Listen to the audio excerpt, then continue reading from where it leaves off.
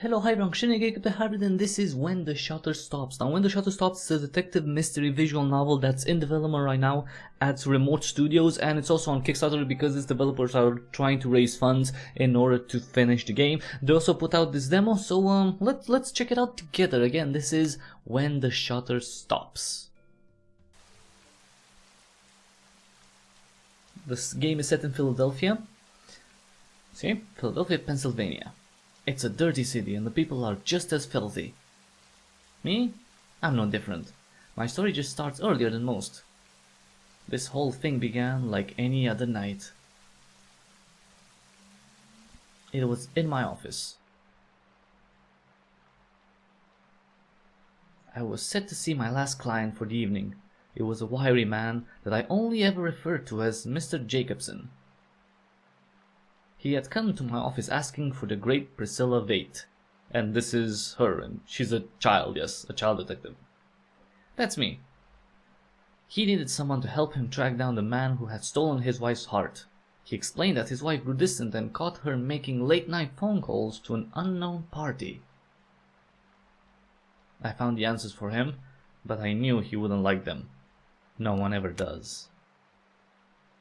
Thanks for coming in, Mr. Jacobson. Were you able to find anything? I hold up a large brown envelope. It's the proof and answer to the questions he couldn't ask himself. He needs to know, yet he doesn't want to know. Everything I was able to dig up is in this envelope. Well? First, payment for services rendered. I paid you already. That was just upfront payment. Where's the rest? How much? $300 for the services, $45 for expenses. That's too much. This isn't a lemonade stand, Mr. Jacobson. She's going to take a lot more than that away from you if you don't have these pictures. Then she... Silence. His brow lowers and there's a certain liquid quality to his eyes. It's that moment grown men fight to urge to scream and cry, or both. All I can offer him is a shrug. If you really want to know, I really need to be paid.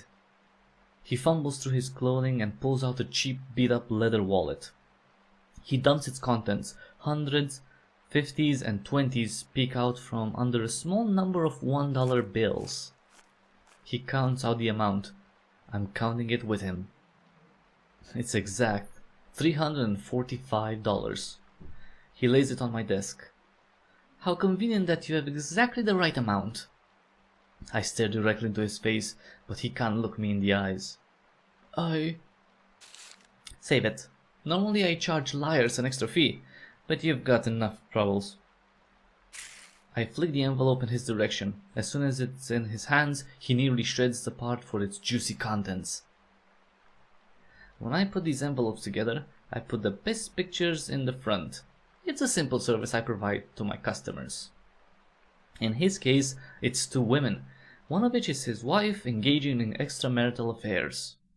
I didn't think your lady would be into the older ones, but hey, different strokes, right? I collect up the cash and roll it into a loose wad.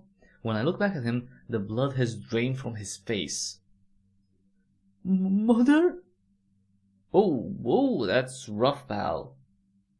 Wait, so his wife was having a relationship with his mother? This is going to be good.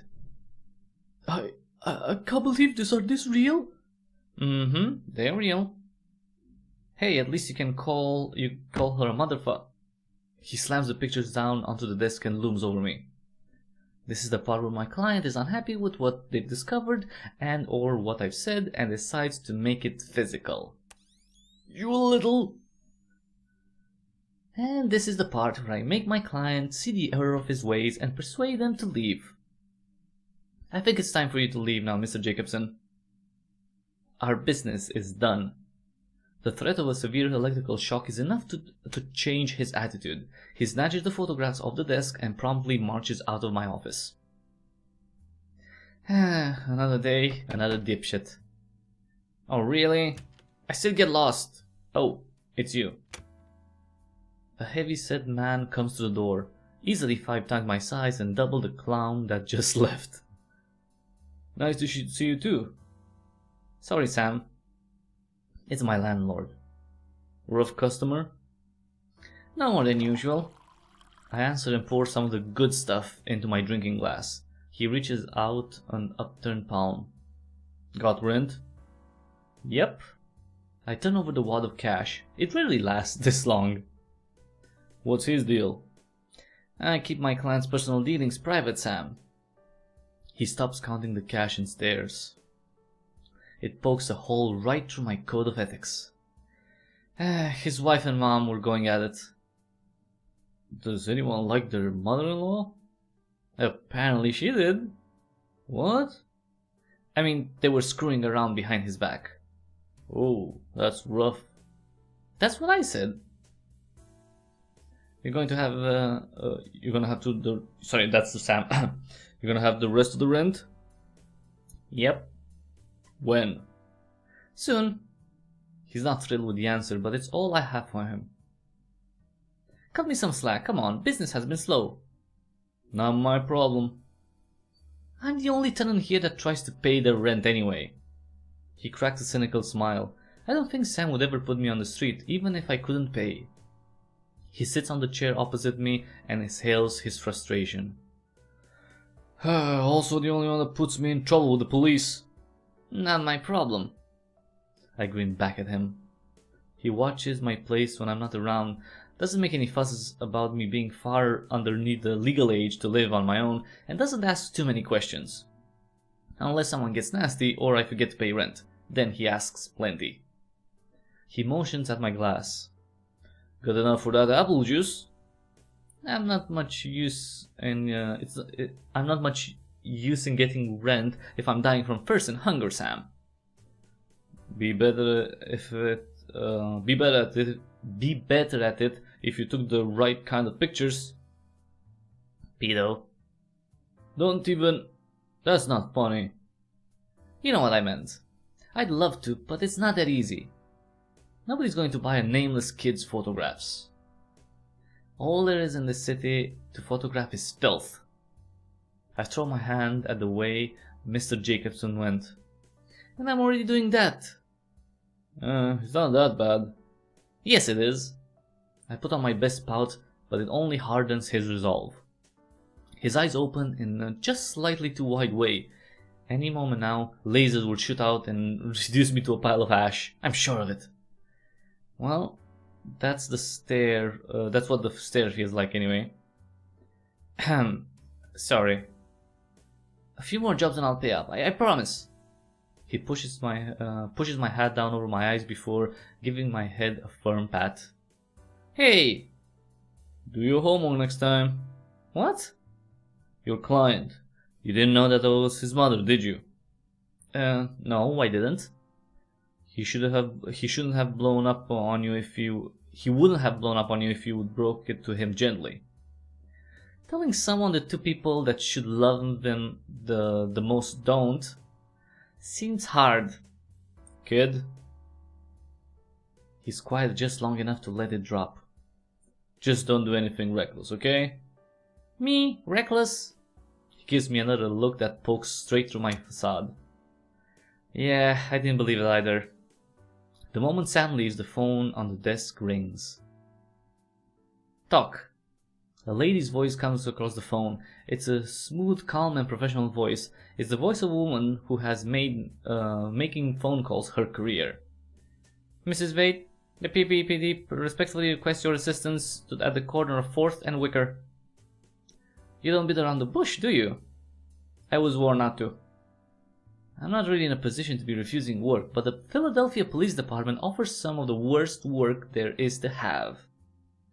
Sorry, I can't take any more work right now. A familiar husky voice comes from the other side. It's the voice of a man who has made a career out of chain smoking and pastry eating. It's the chief of the Philadelphia Police Department. It's a crime scene, a hot one. The noise that follows is the chief's frustrations. It sounds like a sigh, a bit like a groan, and a bit like please make it stop. I've never had a conversation with a man that didn't once involve him making a groaning sigh. You need to come to work. And we need the help. You need the work and we need the help. He's right on both counts.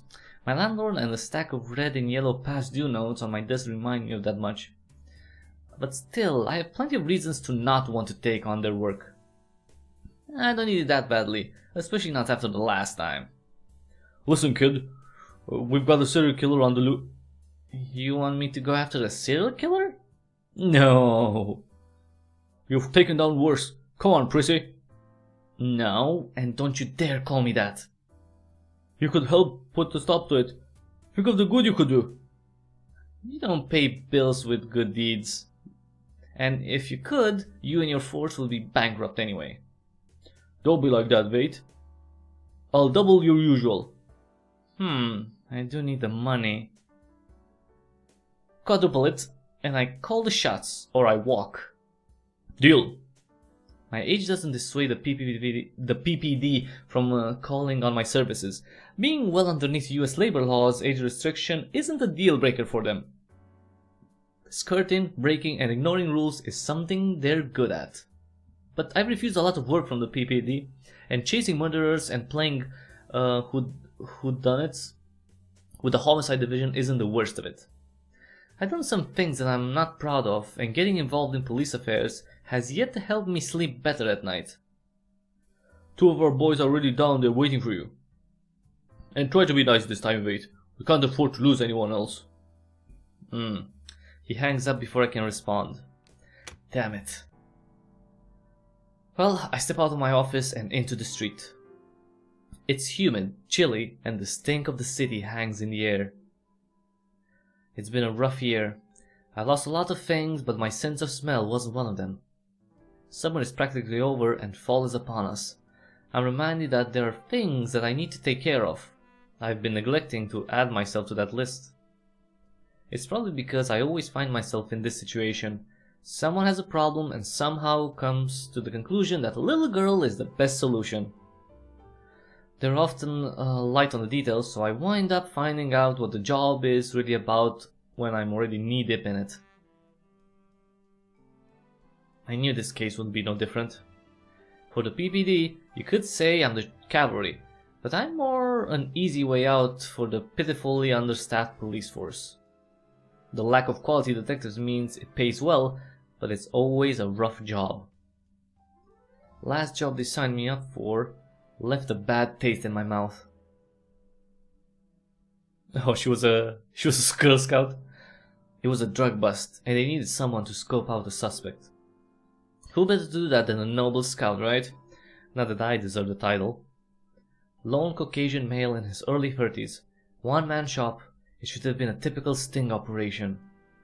Get inside, confirm the evidence, stop the suspect.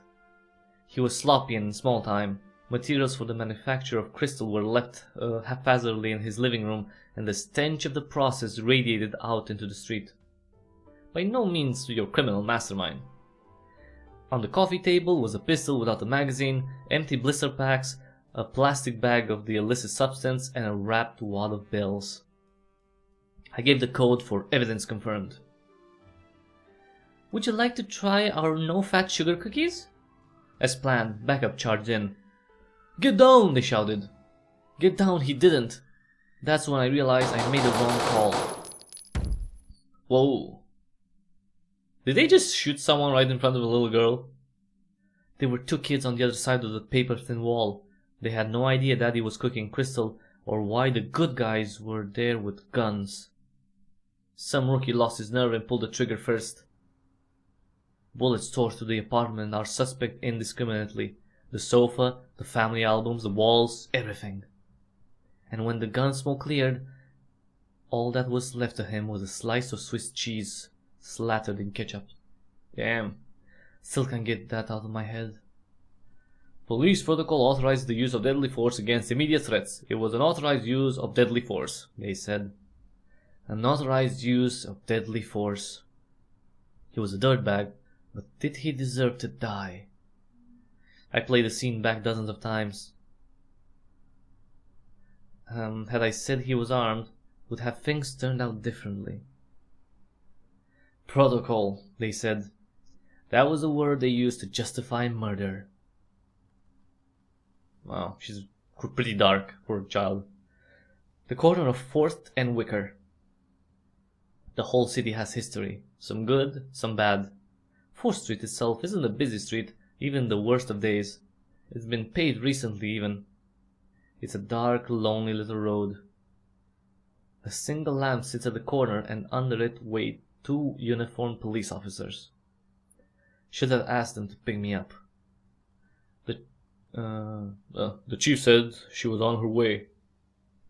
What's she like? Is she pretty? You'll see. I recognize one of them. He's an older veteran of the police force.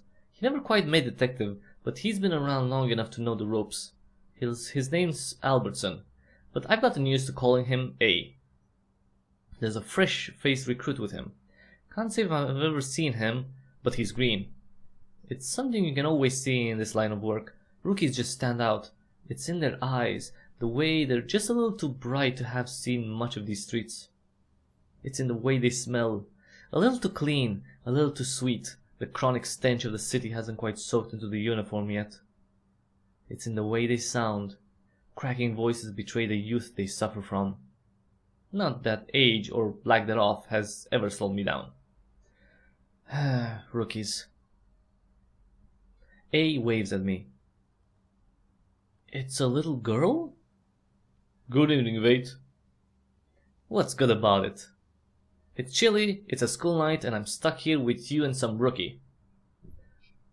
It's Officer Bennett, miss. Great, I'm here with Cop A and Cop B. Do they need someone to babysit the rookie? A cuts this Bennett kid with a scolding look. Thanks for coming out, Miss Fate. I look forward to working with you. He's polite. It's a little disarming. He flashes a smile at me that's nauseatingly optimistic. It was only when I felt that mild repulsion of the man that I realized something was off. My usual PPD contact was absent. Where's Mr. Nick? Mr. Nick? She means Officer Knight. He's her old handler. Oh, Officer Knight was reassigned. I'll be taking over for him. You're doing what now? Reassigned? Whenever I need something from the PPD, Nick would be the one to deal with. He acted out as my primary point of contact on most official police cases and was my regular escort. In a way, he was my partner as long as the PPD had a stake in the case. Not that I really wanted a partner, they're just convenient since I can't reach the pedals and the steering wheel at the same time, because she's a child. Should have known he wasn't going to be around for long. They never are. Let's get to it. Give me the facts. What do we know about our victim? Our victim's name was Brittany Johnson. She was 23 years old, college student, Caucasian, blonde hair, 5'5", 170 pounds. Didn't look it. There's an outline of a body on the ground next to the streetlight on the corner. The body is in processing right now. Cause of death is speculated to be poisoning from the dart, but we don't know for sure until the morgue can finish handling it. The dart? Like a blowgun dart? Oddly enough, no. It was a regular throwing dart, just like the other victims. Like the other victims? Oh, that's right, Chief said this was a serial killer case. How many others? 7, counting this one. 7 victims? That many? Why would the PPD bring me on now? Someone at the office has to be more acquainted with the motives and movements of the perpetrator than I am. It was my recommendation. We needed a fresh pair of eyes, and you've been one of our best external assets. Frankly, I don't think we'll solve this without you. I'm not used to praise, only the paycheck. Sure, I've helped them before, but not with anything like this. Alright, so we should be thankful, or should have called sooner. Let's be thankful. I feel the urge to thank him, but the words turn to stone in my throat. I'm not sure how to respond. Yeah, well, you could have phoned sooner. We've taken to calling him the Dart Killer. Oh, the serial killer, okay. He grips his clipboard and kneads at the edges as he tries to steer the conversation back to the crime. Give me a few minutes to look around. What did he say back then? If you need to think things through, start with a deep breath. I take a deep breath. Go over the basics, or I'm a rookie. No, let's go over the basics. I'm no rookie, yes. This is my first rodeo. I can remember how to connect the dots like the best of them. I should take my time. The crime scene isn't going anywhere, but if we leave it, someone or something may tamper with the evidence. Alright, so you can press tab if you want to see the hot spots. The things that you can actually investigate. Philadelphia's covered in graffiti. Tags like this can be anything from someone's name, acronyms, declarations of faith, love, or hate. I think it says 10TXZE. Not sure what it means. The windows facing the street corner are boarded up. All of them. Let's see what else we have here. Is that a lemon? Why is it a lemon? Philadelphia's covered. Oh, more graffiti. The windows facing the street. Okay, more boarded up windows so nobody could have seen the victim. An old-fashioned street lamp decorates the corner of 4th and Wicker. It lacks the sophistication that modern street lamps have, and the rust shining to the fading paint job tells stories of vandalism and neglect. It has charm in its own way, but much like the rookie, it does its job poorly. The outline of our victim lays under the lamp. Looks deliberate, doesn't it? The murder? The placement. If she were murdered here, why would the murderer wait until she was right under the light? If the victim was murdered here, why bring her here? Hiding the body wasn't the intent, obviously. Something else had to be. All of the victims were left on side streets and alleys, only this on... Officer Bennett? The rookie clams up. What was he saying? Something about the other victims? It would help if I could get more information on the MO of the killer, especially since their suspect is a serial killer. Is there anything else that stands out about this victim? He doesn't answer. The rookie motions to his superior and A clears his throat. Thus far, only the placement of the victim has been unusual. That isn't very helpful, A. You're giving me nothing to work off here. Alright, let's see this. Steam pipes itself through a nearby street drain. A small dirty trickle of water flows along the curb down into the steamy darkness. Kinda looks cool, like those vents you see in those old detective flicks. Oh right, it was raining earlier. It was raining most of the day. It just let up a little over an hour ago. I should look outside more often. Is this okay? I can overhear the rookie trying to whisper as I make my way to the crime scene. Emphasis on trying. Is what okay? Miss Fate, she's just a little girl. I know what it looks like. That little girl? Sir? She's brought a crime lord to justice with nothing but a glass of lemonade.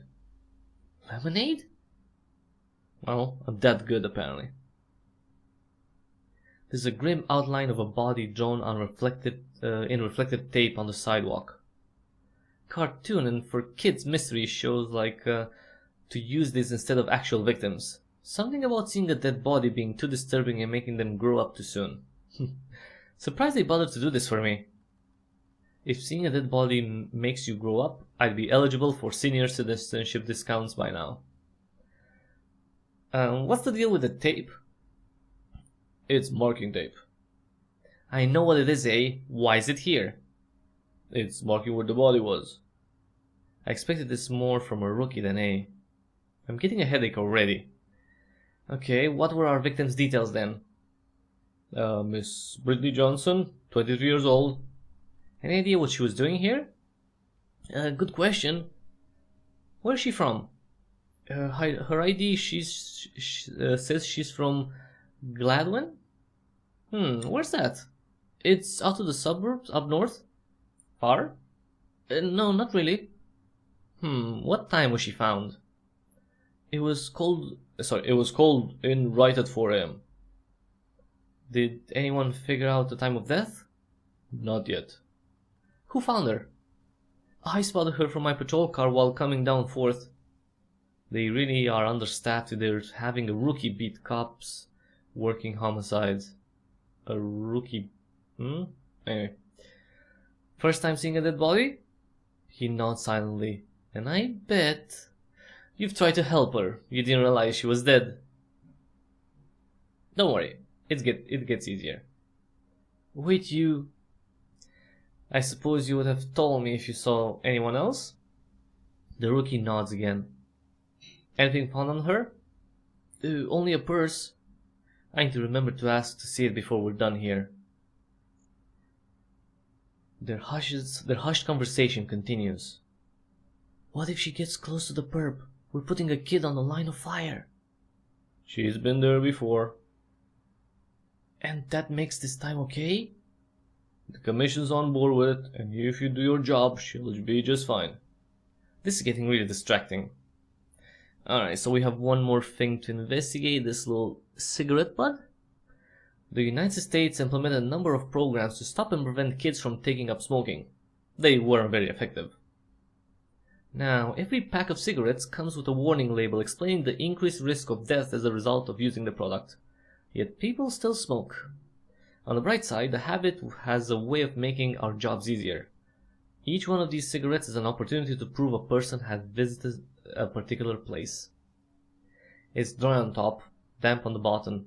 The tobacco inside is still fairly stiff. A brown-gray ash of used tobacco puffs from one end of the cigarette as I lift it from the pavement. Red circles around the edge of the orange filter. Lipstick. Dark red. Smears. I don't know much about the application of brands of cosmetics, but it doesn't take a scientist to know it belongs to a pair of lips smothered in the stuff. Was the victim wearing lipstick? She was. Should we take it back for forensics? Wouldn't hurt. This may have belonged to the victim. Can you get me a bag, rookie? The rookie reaches out with a small plastic evidence bag and I drop the smoke into it. There's certainly no reason to go searching every cigarette butt on the corner, but this was laid out and hadn't washed off the street during the rain, meaning it was at least recent. Alright, so I think we checked everything here, so let's continue. Hey, rookie. Yes, Miss Vade? You said you had a purse? He produces the purse from a large, clear evidence bag and hands it to me. It's potential evidence, yet the rookie was carrying it around? Where was he even keeping it? I look in the bag. Cigarettes, pocketbook, and a bundle of business cards. Evidence always comes in threes. Doesn't it always happen like that? 4 if you count the purse. Wait, what? There's 4. Did he just... What, are you a mind reader now? Never mind that. If there's 2 things to give you clues about where to go and who to talk to, it's matchbooks and business cards. Our victim's purse had one such treasure of information. Bingo! 4 business cards in her purse. Automotive services, career counseling, college admissions, and some kind of personal trainer. Did anyone look into these business cards yet? Didn't seem right to go through her purse. We need clues. Wait, how did he get her ID without going through her purse? Her pocketbook is still in here. I pull the card out of the group and hand it to the rookie. This one's new, probably within the last week. How can you tell it's new? It's in good condition after being in her purse. It still has a glossy finish, edges aren't bent. Smells more like a print job than it does the inside of her purse. Oh, that's pretty impressive, Miss Vade. Someone wrote on it too. Thursday, 2:45. He looks at the card more closely. Oh, it's Miss Fatale's career counseling. You know it? I've been there a few times. Rethinking your career choice? Did he just glare at me? She's been a person of interest in the past. A really nice lady. A person of interest? For this dart killer we're looking for? Huh. What about her parents? Don't they have much problem with it? I can hear you, rookie. Well, don't know. Why don't you ask them? Let it go, Bennett. It's all covered and accounted for. Sir? Sorry, Vate. The rookie hasn't been briefed on your situation. It's alright. I'm done here anyway. Already? Mm-hmm. This intersection isn't busy, but there's still auto and pedestrian traffic to the area. And you said you saw her on your regular patrol, right, rookie? It's Bennett, ma'am. Fine. You saw her on your regular patrol, right, B? Yes, ma'am. Was she wet? Pardon? Was she wet? Damp? Has she been out in the rain? Well, yeah, she was... Have you been here since you found her? Yes. How long is your route? He's working the short bit on 4th and 5th. It's all the blocks between South Street and the Wicker Street. 25 minutes? Pretty tops? Did you stop anywhere on your patrol before you found her? Only to talk to Officer Albertson. And how long was that? Couldn't have been more than 10 minutes, I'd say. 40 minutes from 4 a.m. Odds are B was just a few blocks away from the culprit when the body was... I don't think our victim was killed here, just brought here after the fact. How do you know that? I don't, but there is no immediate signs of resistance here at the scene. Given how open this intersection is, I think it's more likely that our culprit brought here afterwards. Still, we should search for witnesses locally.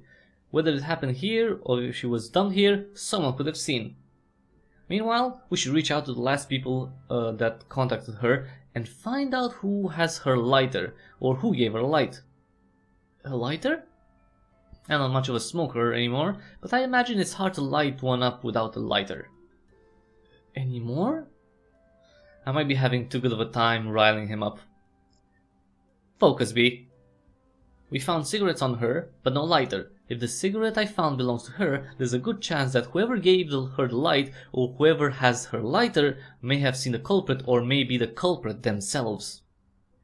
A and B look at each other for a moment as if silently sharing their reaction to my conclusion. Well done, Wade. That's what we figured thus far too. Wait, what? What was the point of that if they already figured that out? And how exactly? Did they already know the cigarette was there? There's still a lot of unanswered questions, but we should get moving on our leads. We need to find out where she's been and who she's been with. Any clues about the Dart Killer? They've told me nothing about the serial killer, and this is the only scene I've been on. I still don't know enough about the other victims. If it's the work of a serial killer, then the victim is more of a type and less of a personal interest. How do you mean? In a murder investigation, the motive to murder can help us lead to the suspects. But serial killers may or may not know their victims personally. Instead, they target a type of person based on some common characteristic or interest. Well, we've concluded that the perpetrator's type is young and attractive women between the age of 16 and 25 with a strong leaning towards blonde hair. Our current victim fits his preference, and then there's the calling card showing Dart. We should see what she was up to earlier. It's possible someone she was with may have seen the murderer in her company. The sooner the better. But where do we start? We haven't had a chance to find any leads. Is he putting me on? We found the connection, remember? We did? I show him the business card belonging to Mrs. Valerie Fatale's career counseling services. My guess is that she had an appointment today with this counselor. She might have talked about her plans for the day, or she may know who she was with. Fatale? What's wrong? Miss Fatale has come up a few times during the investigation. She's been a career counselor to 3 of the victims. I suppose it's 4 now. Then we definitely need to have a word with her. We should go while the trail is still hot. This whole thing has me on edge. Something feels out of place. Something doesn't quite add up. Like a child being a detective, right? Why here? Why under the light? Why try to show off the body? If they were trying to show it off, why not somewhere more visible? The risk of getting caught in transition? Is the murderer too conspicuous? Why aren't the police telling me about the suspect the suspected serial killer. A? Yes, wait. We need to talk about this serial killer. I need to know what you know about the murders. Okay. We need you to approach this from a fresh perspective.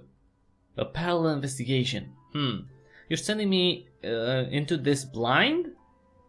It would be no different than if we had continued working without you, or if I told you everything we know and assume. We need you to work independently for now and draw your own conclusions. Except that I'm a detective and the two of you are just beat cops. I want to tell him, but then I just get another manners lectures when I go to collect my pay. Then we can compare our findings and act accordingly. Okay, that makes sense, but if their entire force couldn't pin anyone down after more than half a dozen crime scenes, I'm not sure how much more effective I could be. They look at me as if I'm some kind of detective genius. Maybe I could be considered that because of my age, but that doesn't make me any better than their own detectives. Bennett, escort Veit to Miss Fatale's offices and accompany her while she investigates. If she asks you to do something, do it. Yes, sir. I'll take the evidence back to the forensics. Can't you let the rookie handle that? I can't handle that. What? Why not? Chief's orders. I mishandled some evidence. Okay, so why are you holding the purse? Why were you holding the purse earlier? Or where even? What's up with this guy? You'll have to do with Officer Bennett, Veit. Wonderful. I take another long look at the rookie. What did I do to deserve this? Never mind that he's a rookie, that nose of his is distracting. How am I supposed to concentrate while the huge honking thing is staring at me? That's okay, I can babysit the rookie. But try not to get in my way, okay? The rookie leads me to his patrol car. It's a beat up old police cruiser like the ones you've seen in reruns of Lords of Larceny. It's a wonder how it even works. Why is he even using this thing? Cutbacks. Oh. Any idea where the morgue will be done looking at her? Tomorrow morning at the earliest. B turns the key. The ignition whines and churns for several seconds before the engine finally fires and starts. The morgue can provide us with a more detailed account on how she died and what potentially led to her death. A blood test should be able to determine whether or not she was poisoned by the dart, provided the poison is common enough, of course. If our killer really has done this before, finding the poison again should be trivial. What about forensics? Forensics should be able to examine the evidence more in depth that weakened out on the field. Though I'm sure the weather really threw a wrench in things. They may already be done. The patrol car pulls away from the crime scene. B passes a small wave to A as we leave the intersection. I guess not all of your units are starved for people? No, they are too. The commissioner made the dart killer case our top priority. A lot of the people are putting in overtime to help. I'm surprised the department can afford to do that. Well, the right people started asking questions. Then suddenly the department can offer overtime and pay for external help. He resigns with a chuckle. You're a pretty smart kid. Thanks. Do you mind if I ask how you got into this business? My dad. He's an investigator too? Was, yeah. No, we're not talking about this. I need to change the subject. Can you tell me anything about Miss Fatale? Oh, Valerie? Oh, she's swell. The rookie beams when I mention the counselor. What a dopish smile. Valerie? Swell? She's helped us before with some of the other dart killer's victims. Any chance she's involved in all this? No way, she's too nice a lady. A didn't seem happy to hear her name again. Officer Albertson is like that with everyone though. You'll see what I mean when you meet her. Beef's briefing over Miss Fatale doesn't put me at ease. A serial killer is on the loose, and we're about to visit someone who has been involved with 4 of the victims. She has to know something. If she's in the murder herself, she should be able to give us more insight on what's going on with her clients. Alright, let's check Miss Fatale's career counseling. Valerie Fatale's office, 10 past 7 p.m. I knew she was trouble the minute I walked into her office. It's a short drive down a few blocks from where we got in. We're about a second into the door when it hits me. Miss Fatale steals my attention. She's a painted face in a lady's business suit, crowned with a vivid shade of cherry red hair. She's an unmistakable, sophisticated allure of a woman. That to me screams danger. I wonder if I'll grow up to be like that. I'm sizing her up the wrong way. I should be worrying about the case. How many victims were there? 6? 7? 12 parents, 56 grandparents. The grim reality sobers my head. But it's no wonder B thinks she's swell. Let's try this again. I take a deep breath. She's impeccably dressed, not a single wrinkle on her clothing. That's impressive given that it's well past common working hours. It's not just her clothes either. Not a single hair is out of place, not a single blemish on her skin. Her nails are trimmed, groomed, and painted. Her lips are a soft shade of pink, which made her artificially white teeth shine even more. Is she going out? The only thing that stands apart from her near pristine appearance is a slight discoloration on her hand. A band of pale flesh wraps around her unadorned ring finger. I've seen it enough times on my clients to know what it means. That she was married? Our eyes meet for a moment, and a chill washes down my spine. Look, she's giving the stink eye. When B's attention shifts away from Miss Fatale, the room seems to dip in temperature a few degrees. A frosty glare peeks out from behind her painted face, and it's got my name on it. I get this look a lot. It's a bit of teeth, a bit of upturned nose, and a lot of rolling eyes. I take it to mean she's not a fan of meddling kids. She puts on a smile for B, but spares it for me. It's going to be one of those nights, isn't it?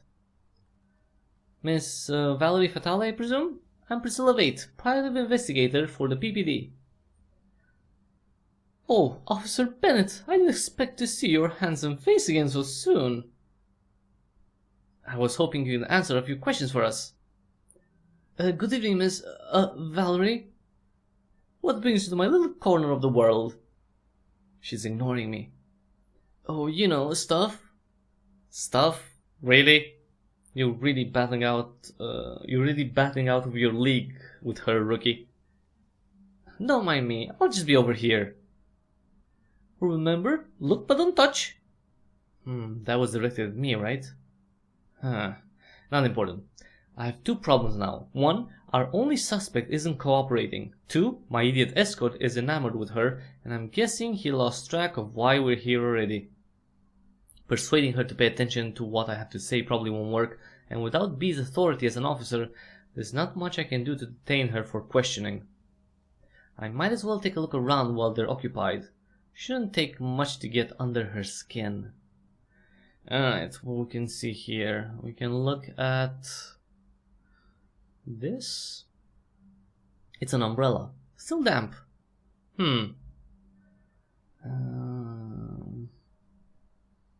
Dream big and go for your goals. What? It's an inspirational quote. Books line the shelf above Miss Fatale's desk. A series of law books for labor rights, industry reports, and a lone self-help book. Be the Best Beautiful You, 2nd edition. Neat. A stapler. Ka-chunk, ka-chunk. They say that taking someone's stapler is bad luck in corporate America. Something about bringing down the curse of working without pay and coming in on the weekends. Overwhelming dread overcomes me as I reach for the purse on the desk. Better not. It's a desk radio. It has an empty cassette player and 2 dials for adjusting the volume and station. Guessing by its size, it's one of those portable kind. It's off and currently set to 101.3 FM. I don't recognize the station. I'm sure it's garbage anyway. Any good tunes on? I flip the switch and spin the dial into static. You know, we could listen to that in the car. Gadzoots? What gadzoot? What? Are you really surprised we could do that? Of course not. Are you okay, Miss Vade? I'm fine, B. Just never mind. Time to rock. Time to not. Yeah, let's look around more first. Her chair. It's a big, comfortable-looking office chair. Need to get one of those back at the office. Looking at it makes me feel a little drowsy. Too many nights when sleeping in the office, spent sleeping in the office has made a plush chair more alluring than a bed. Okay. Let's just check the trash. It's a trash can, doing everything a trash can can. Trash can can. Paper shreds line the inside where a small clutch of empty paper cups lay crumpled together. If our victim had a drink while she was here, we could probably pick up DNA of one of the cups. I could spend time trying to puzzle some of the shredded documents together, but as much as I like shredded puzzles, I'm not sure if that even be helpful or relevant to the case. Don't. Let's see this. It's a copy machine. We should use these things to get fingerprints, B. It spits out a copy of my hand in black and white, mostly black where the bed of the scanner was exposed. Still, it's a pretty good copy. Take your time. Yeah, I should look around more. I don't know, let's check the station. Let's check the station. Come on. Time to rock. Time to not? Yeah, time to rock. I crank the volume knob until it won't turn anymore. The speaker on the tiny radio erupts with a sweet, sweet sound of static and faint rock and roll. I said don't touch anything. I freeze in place. The frazzled Fatalis folly foiled her facade. Jesus. Valerie, I'm sure she didn't mean... Like hell she didn't. Whoa. I mean... There's a child present, ma'am. Please watch your language. Her language? Look at her hair. Just look at the grin on her smug little face. Oh, right. I'm sorry, I didn't mean to. You... Miss Fatale, we came here to talk to you about your involvement with Brittany Johnson. We have a few questions we'd like to ask you. Miss Fatale continues to scowl at me. Now she's ignoring B. Lady's got a real attention problem. I'd better make with the peace offering and try to get something useful out of her. Jesus. She probably won't give us anything good, but our victim had a pack of cigarettes on her. I don't think she'd be needing them now. Cigarette? It's not often an adult gets offered a cigarette by a kid. She reluctantly takes a cigarette out of the pack and never takes her eyes off me. She pulls a lighter from her purse and lights the cigarette. Miss Fatale inhales through the filter. The smoke whistles down her throat and into her lungs. Her eyes never leave me. I don't think she knows what to make of me. She's searching for something in my face, but I'm not sure what. Leverage? Understanding? We just want to talk. She lets out a long, satisfied exhale of smoke and answers. You have until I'm done with the cigarette, brat. More than enough time. But first, mind cutting out the bitch act? But, Miss Vate! You first. I can take from here, B. Just sit down and be a good boy until I'm done.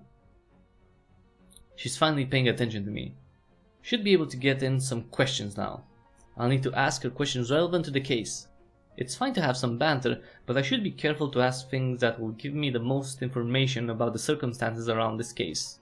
Also, I need to avoid giving suspects and witnesses too much information, otherwise it could disrupt our investigation. For Miss Fatale, we need to know about our victim, Brittany Johnson, and we need to see if she has an alibi for this evening. Alright, so let's, I don't think I can talk about this. So we have a series of questions. Let's go about herself a little bit. Tell me about yourself, Miss Fatale. She heaves a sigh. I'm a career counselor. I counsel people on their career choices and help them get to where they want to be. What kind of clients do you take on? Mostly spoiled, college-fresh young women. Occasionally underachieving and unsatisfied men. Ooh, that's a jab at B. What's that look for? I've heard this isn't the first time you've been visited recently. How has that settled with you? How do you think? Could you answer the question, please? It could be better. I'm beside myself with worry. What about you? What's your story? That's not important. Are you some kind of junior detective? Something like that, yeah. The police must have it bad if they're hiring kids off the street. Is that even legal? It's not. Do you think he'd let me be here if it wasn't legal? She cocks a brow at B. Could you stick to the questions, ma'am? And he shuts her down spectacularly. Not bad, rookie. Can you tell me anything about your clients? Miss Johnson, yes. Otherwise, I keep my clients' personal dealings private. Oh, wait. I got something for this. What? What the heck? This always works when Sam does it. Is she okay? Doubt it. What? She didn't say anything. What has you worried? What about the police visit have you worried? She passes a wary look to B before answering. What if I'm next? The one with the mustache says I didn't have anything to worry about, but how does he know that? After being connected with a number of victims, I think the police are more likely to suspect you're the culprit more than the next one on the list. The profile they've built of the killer's type doesn't match on all points, but... let's see... we're working on it, yes. We're doing our best to track him down. I'm so glad they put the best people on it. I'm not. Let's see... Do you smoke, Miss Fatale? She inhales from her cigarette and blows it in my direction. What do you think, genius? Why the world did I ask that again? I don't know, just to try something. Let's ask about Brittany Johnson, yes. Do you know a woman by the name of Brittany Johnson? Jones.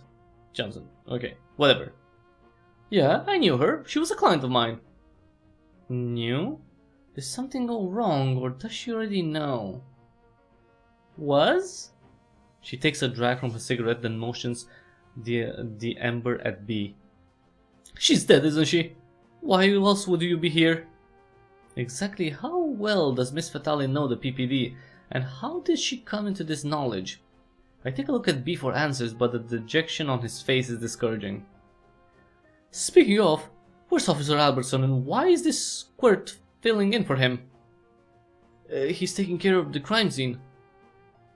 I'm Priscilla Vate, private investigator contracted by the PPD. You can't be any worse than their other officers. Can you tell me more about Miss Johnson? Smart girl. Was anyway, but decided against using daddy's money and wanted to live her own life. I take you helped her with that decision? She came to me, but I wouldn't be much of a career counselor had I not. What kind of work was she aiming to do? I'm not sure she knew that herself. Miss Fatale takes another short drag from her cigarette. Public service or broadcasting work, but she would have needed training or education for either. Those seem like very different fields of work. They are. Are they competitive fields? Public service isn't right now, especially in this city. Broadcasting can be. Any chance that someone saw her as a threat to their careers? Maybe, but probably not. She came from money, but she was entry level with a communications degree. It was worth a shot. Since we have the information at hand, it doesn't hurt to ask. Miss Fatale is surprisingly forthcoming with her answers, but it makes sense given that it's at least her 4th round. know anyone else who might want to hurt her. If she had any problems with anyone, she didn't tell me about them. She did tell me about a new boyfriend, an older man, I think. Checking with the people closest to them is the next thing that the last person that saw them. He's worth checking out, but Miss Fatale is still our best hope for getting more information about our victim's last movements. Okay, so we should check on the boyfriend, the alleged boyfriend. Did she say anything about her plans for the rest of the day? She said she had to rush to meet someone when she was on her way out. Before you ask, she didn't tell me who, what, or where. Maybe her boyfriend? Maybe.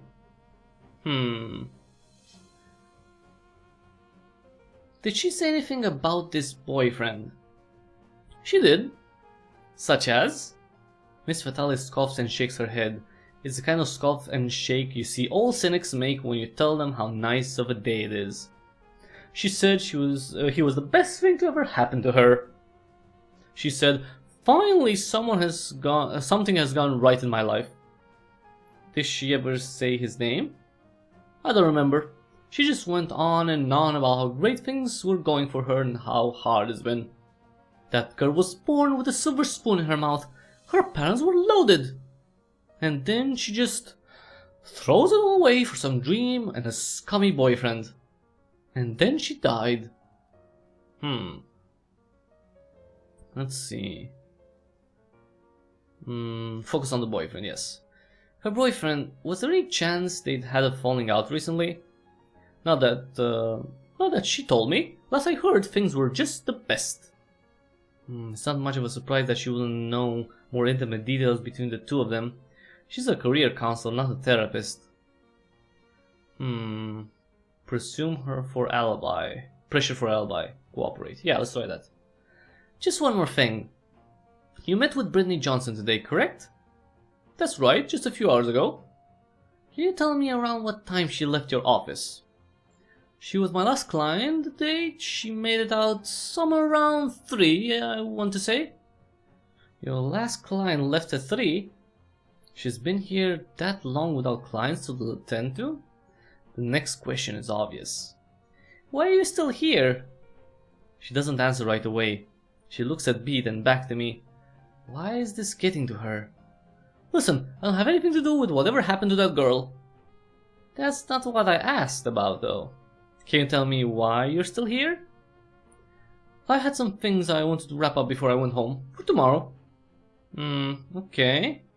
Have plans for tomorrow? Just getting ready for a vacation. Vacation. B and I share a brief look over the word. Heading to anywhere special? Atlantic City. Atlantic City is just a state over, but it's still outside of the PPD's reach. If it came down to it, the federal police or a Jersey cop could apprehend her, but I'd likely get pushed out of the picture, or worse. Either way, if she leaves and it turns out she's a likely suspect, that's trouble for everyone, especially me. Miss Fatale, can you tell me where you were between the time that she left and now? She hesitates again. Her eyes drift over to B for a moment, then back down to me. Here in my office. Have you gone outside? No. Can anyone else account for you being here? If you think I did something to her, I didn't. Her breath becomes ragged as she starts explaining her circumstances. She's probably figured out that she's our top suspect. She's our only suspect, actually. Miss Fatale, stick to the question, please. Can anyone vouch for you being here? Someone's trying to set me up. My clients pay me to start their careers and I receive subsidies from the state for successful placing unemployed and underemployed workers. I have no reason to hurt any of them. She's careful to include the other victims she's connected to, and if she's telling the truth, she'd actually stand to lose money from the loss of clientele. The cigarette in her hand has nearly burned out. The ashes still cling to the dying ember. Her boyfriend probably did it. If you want somewhere to stick your nose, you should go find him. Lenny, yeah, his name is Lenny Leeds.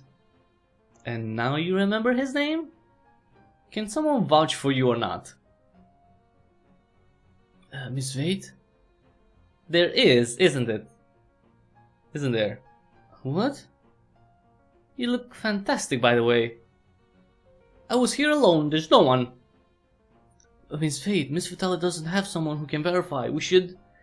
It's Mrs. Fatale, and she does have someone that can verify it. Don't you? Stop. Took me a while to figure it out. It wasn't until you said you were going home that I realized what was going on. And maybe I'm wrong. Maybe you do this for you. But my money is that you're doing it for someone else. What's... It's not what she's doing, and is why she's doing it. Do you want to say it, or shall I? I motioned to her left hand. There's a telling lack of tanning on the shape of a ring. I deal with a lot of people who have tan lines on their ring finger. It usually means there's trouble in the marriage. Or maybe you're in trouble. It strikes a nerve. That's none of your business. You're right, it's not. But as it stands right now, you were the last person to see Brittany Johnson alive. You're connected to the death of her and 3 of your other clients. And you're protecting what exactly? The justice system is far from just. Help me rule you out so you don't end up in it. What were you doing after she left, Valerie? I was with someone. Where? Here. The whole time. And what were the 2 of you doing? She inhales once deeply, then answers. Complaining about our marriages, having sex a few times. We'll need his info so we can verify. She grabs a slip of paper and pen, writes something on it, and hands it to me. I hand it straight to B. Thanks, Valerie. How could you tell? Is it because she's so made up? What? No, she could look like that for someone else. Her lover or her husband, but she could have done it for herself too. I enjoy a nice dress up once in a while myself. The wedding ring and her name? Could have just been that she was getting a divorce, or that she just had one, or was widowed and finally took the ring off. Doesn't mean she was cheating me. Is it because she's here so late after seeing her last client? Losing a bunch of clients is plenty of reason to stay late, or maybe she just held office hours for walk-ins. But the truth is, I couldn't tell. I was bluffing that I knew something. What? The only thing that didn't make sense was her hesitation over a straight answer. If she had one that was safe, she would have just said so. If she had no one at all, she could have hesitated on the answer because she knew it would implicate her, but she came out and said that she's going on vacation soon. That looks a lot worse than just not having an alibi. That looks like she's trying to escape. Huh, you brat. And I know it's none of my business, but you should really come clean if you're not happy with your marriage. It's really not that simple. Yeah, it really is.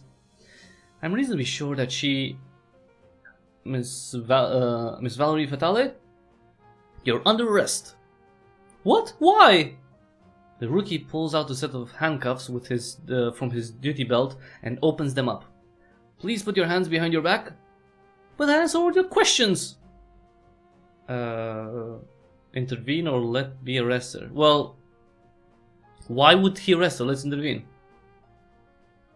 This concludes... Oh, come on. This concludes the When the Shutter Stops Kickstarter demo. Okay. I mean, why would he handcuff her? Why would he arrest her? Because she... I mean, they could just... Well, maybe because she was leaving the next day. Thank you for reading. Be sure to check out our Kickstarter project and follow us on Twitter.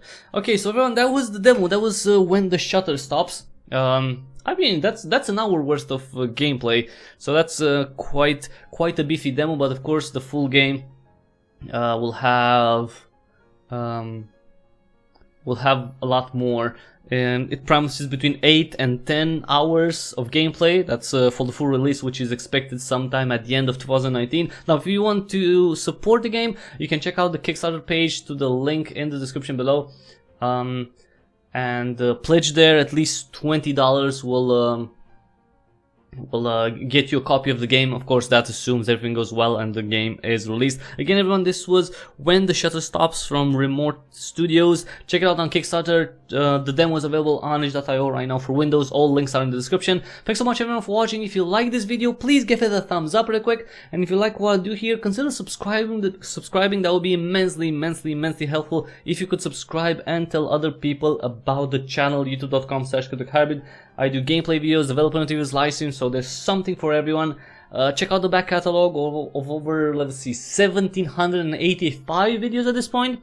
And, you know, spread the word if you can. Also, you can support me by using the affiliate links in the description below. I have Amazon and Humble Store affiliate links. At the very least, bookmark the Humble Store one because that's tried and tested, it works. Just have it there, and whenever you use it to make a purchase, you help me and the channel out. It costs you absolutely nothing extra to use that link, so if you can, again, use that Humble Store link. Thanks again, everyone, for watching, and until the next time we see each other, have an awesome day.